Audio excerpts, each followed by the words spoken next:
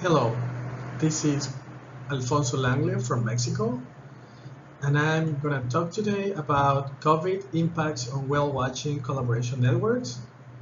This research was done in collaboration with Cynthia Lopez Vasquez, Rosa Maria Chavez D'Agostino, and Adriana Aguilar.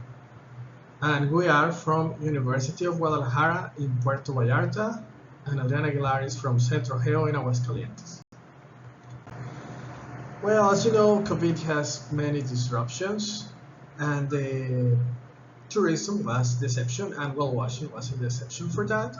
Richards conceptualized COVID impacts as a systemic view in 2019. And in this system, you can see different models where COVID has different impacts on the supply and demand on the tourist markets, due disruptions as confinements. And however, in Latin America, there are very few studies approaching to these to the impacts of COVID on this very particular nature tourism market. Well, we use a theoretical framework from polycentric governance. And in this framework, multiple government authorities at different scales and jurisdictions commit to self-organize, and government authorities plus civil society from different scales and jurisdictions. And in these polycentric networks, they should show social ecological resilience. And resilience, as Biggs has stated, resilience has 7 principles she found 7 principles that promote resilience, like promotion of polycentric governance, managing connectivity, maintaining diversity and redundancy. There are more principles, but in this research, we only focus on these 3 principles. And the aim of our study is to evaluate the impacts of COVID on the configuration of humpback whales whale-watching governance networks. Well, as you know, whales now live in a sea of trouble. Humpback whales, they migrate on winter to Mexico to looking for better conditions. They stay in the Pacific, in the northeastern Pacific during winter. They don't feed during this time, and there is a lot of activity. There is a lot of regulated activity for this market of whale watching. It's an important economic activity, this migration, even whenever it happens, either in Hawaii or in Mexico or in Colombia. In this case, we are based in one of the biggest bays of Mexico, in the northeastern Pacific, which name is Banderas Bay. And in Banderas Bay are different towns. So Puerto Vallarta is one of the biggest. Is the center of economic activities, and there are 2 states in this bay. So you can see we have 2 jurisdictions, 2 state jurisdictions, and 2 municipalities and different towns, different coastal communities, plus a national park, who are the islands. Normally the whale watching activity happens in all the bay, but the whales, they concentrate in the north part of the bay because it's shallow waters. So we did to collecting this network, to mapping these collaboration networks, we use a snowball sample of 2 waves, and we start by 2 key informants, and then we got criteria for showing different locations, different coastal communities, and also for showing actors in this network from different sectors. Those were our criteria. And also we get different information about COVID pandemic, like perceived impacts. And we try to reach 43 actors, and we ended only with 38. So we have a response rate of 88%.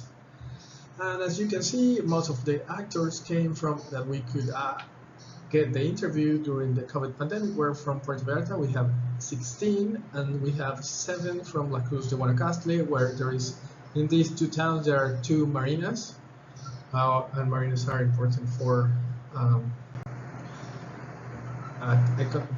tourist development activities. And we also use for mapping these networks, besides the two-wave snow sample, we have a multiplex perspective. That means that we use the same set of nodes to the same set of actors. We interview them about different types of links between them. So in this case, you have family ties, friendship ties, and some social digital interactions. In this case, was only mostly, I will show you. So when we did the survey,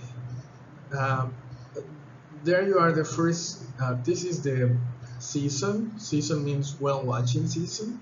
Normally happens on December. So we have a normal season in 2019, 2020, and then we have the confinement and the first wave of COVID. This was alpha. And then we have this second season when the confinement was over, and we have some tourism, very few tourism, I would say, national tourism mainly. And after the end of the season, and after the second wave, we applied the survey. So we literally were doing our survey while the third wave of the pandemic was happening, and that was on this third wave was Delta. Delta, by the way, as you can see here, this is data for the bay, for Puerto Vallarta and Bahía de Banderas, and this is the average number of deaths per day, because that's the most accurate information data we can get. And as you can see, the third wave was the bigger impacts came from the third wave on the tourist sector. So we have one normal tourist season and a normal one during the second wave, and then, well, so this is the period of our analysis from April 21 to October. Okay, well, as I told you, we conceptualize different dimensions of collaboration. In this case, we have tourism, collaboration in tourism, collaboration in entanglement of whales. Some whales get entangled on phantom in abandoned fishing gear. Is an important problem in North America. And also there is collaboration in vigilance, collaboration in stranding. We have stranding whales on the beach, and sometimes they are buried right on the beach. We have collaboration for work, collaboration for training, collaboration for research, and collaboration for financing. Who is the most, well, as you can see here, is the list. There are very few links. As you can see, the most dense network is collaboration in work, and also entanglement is most of the nodes are connected through entanglement, and vigilance too, for example. And also, well, those are called transitive links, and we also collect affective links. So in this case, we have friendship, family, and conflict as affective links after the second wave of COVID.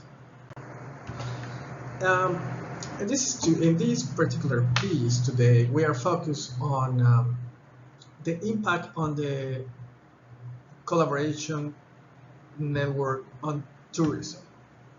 So this is the structure before the pandemic, and this is the structure of the same network after the pandemic.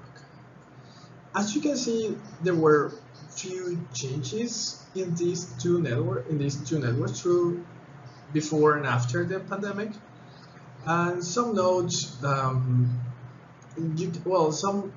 some nodes increase a little bit their degrees and their between centrality. That means they have more connections, and those nodes are in positions where they are in brokerage positions. So some nodes, as these tourist actor and these NGO actor, they increase their brokerage. Opportunities because they are located in a better position or to do brokerage between actors who are not connected, or well, in terms of diversity, we can see that before the pandemic there were 14 tour operators, and after the pandemic there were 16 tour operators. So, it wasn't a lot of change in terms of sectors. We have government tour operators, NGOs, and actors from education, research, universities. So it wasn't much change in diversity, keep the same. But in terms of network structure, the global structure of the network, we can see an increase on the connectivity and also an increase on the degree of centralization. Those, remember, well, of course, this is link, what I showed you before. And it's a little counterintuitive, right? Like after the pandemic, we have more connections. And when we analyze nodal properties, that means each node connections. We can see here, based on these two nodes, as well as I showed you before in the graph, these NGO actor and these tourist actor, they increase their brokerage. They're between the centrality. That is a sign of increasing brokerage opportunities. Also, we can check here some impacts of COVID on economic impacts. This is self-perceived impacts of these actors, and they see that they see a decrease of the order 70% describes impacts, negative impacts on their income, and also an important 42% of these actors describe perceived loss of reservations. And what about the environment? What are the COVID impacts on the environment? So we have that conservation actor, some 24% of the actors, and I mean like 1/4 of the actors that we interview, they mentioned that they perceived that the conservation actions were postponed. Also, they saw that pollution decreases too, like in beaches, like trash on the beach, because tourism activity diminish and economic activity diminish, so trash diminish too. And also they mentioned that funding, they perceive funding reductions for conservation and environmental activities. One of the we didn't expect this finding. One of the unexpected findings in this study of what we call a legacy, pandemic legacy, in this tourist sector was the use of private boats for conducting whale watching.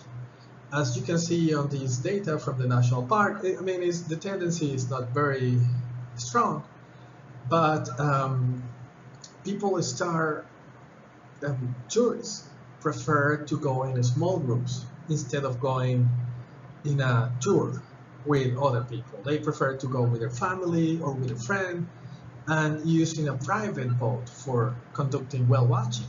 However, these boats, they don't have permits for whale watching. They don't have training. Sometimes they don't know the whale watching guidelines. So we consider one legacy of the pandemic is this thriving industry of private boats as a way of conducting nature tourism.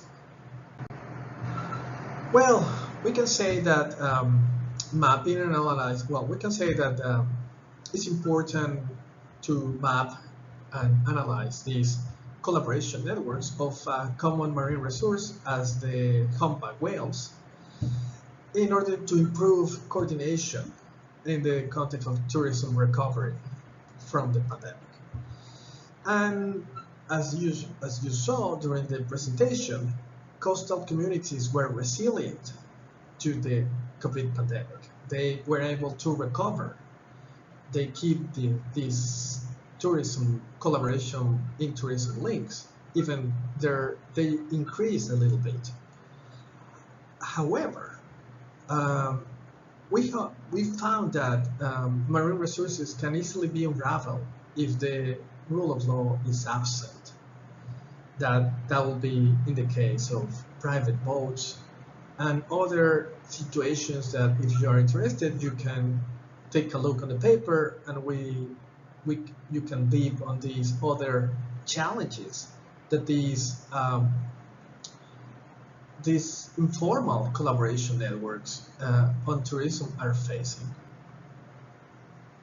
Well, and we hope this research informed tourist policy in Mexico.